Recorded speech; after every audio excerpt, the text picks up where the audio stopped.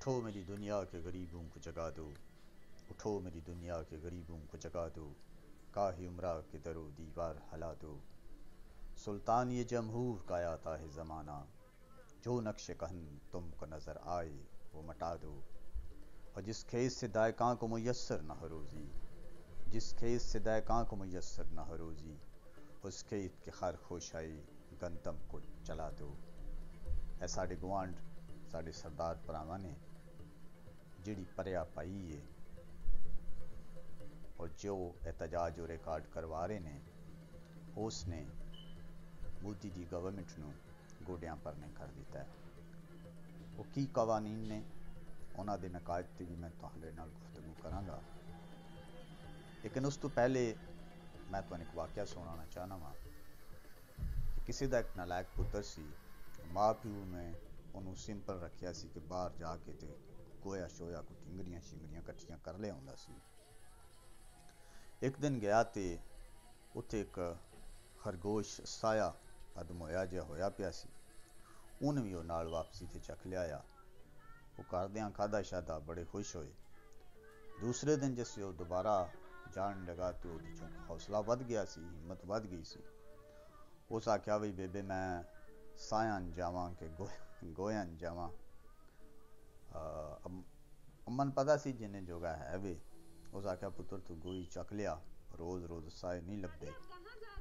मोदी का करदार भी उस नलायक पुत्र की तरह है कि उसने पिछले साल कश्मीरियों के खिलाफ कानून पास करके थे समझ लिया कि मैनू रोकने वाला कोई नहीं, मैं जो मर्जी करे जिदे मर्जी करे बिल पास कर लवां, कानून असैम्बली को मनवा लवां।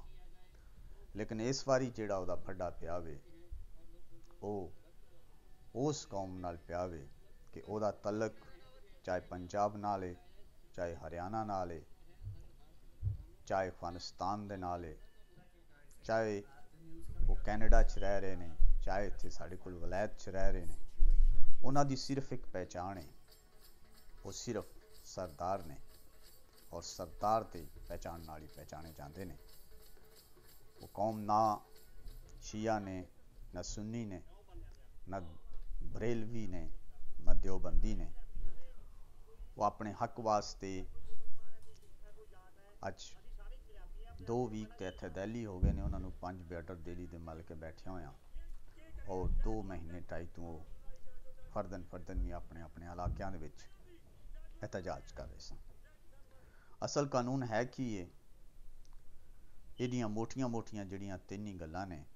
एक तो ये जी नवी एक्ट आया 2002, ये 3 कानून और 3 बिल पास हुए ने एक्ट ने।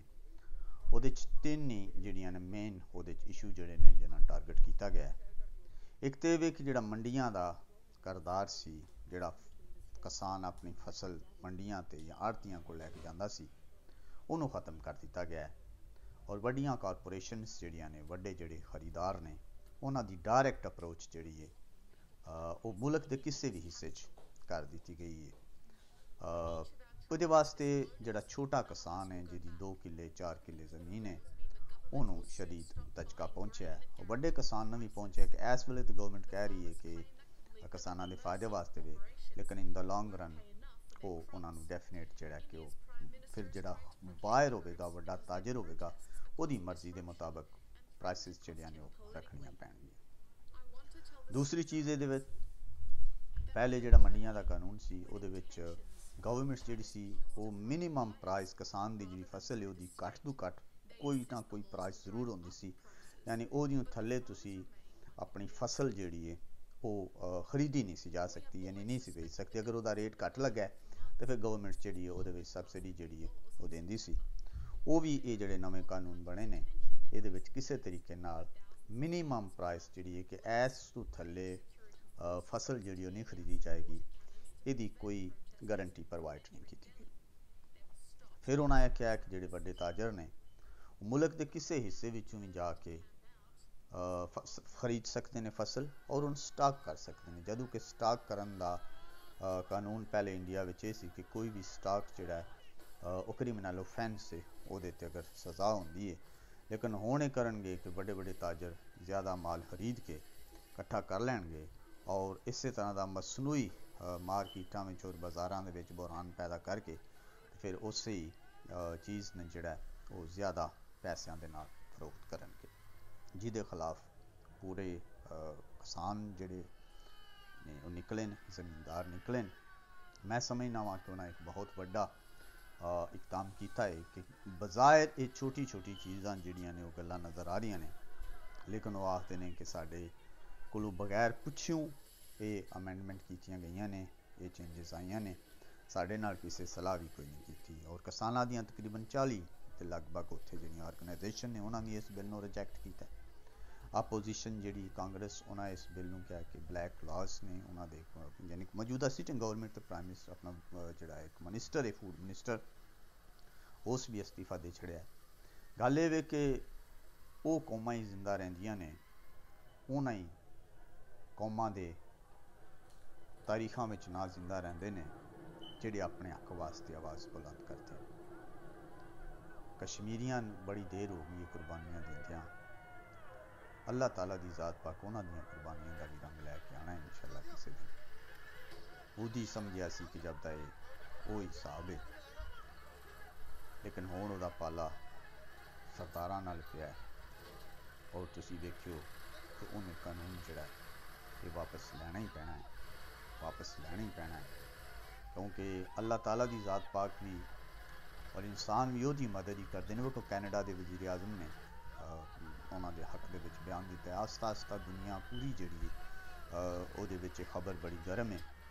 तो इकबाल कहता ना कि खुदा ने आज तक उस कौम की हालत नहीं बदली, खुदा ने आज तक उस कौम की हालत नहीं बदली, न हो जिसको ख्याल खुद अपनी हालत के बदलने का।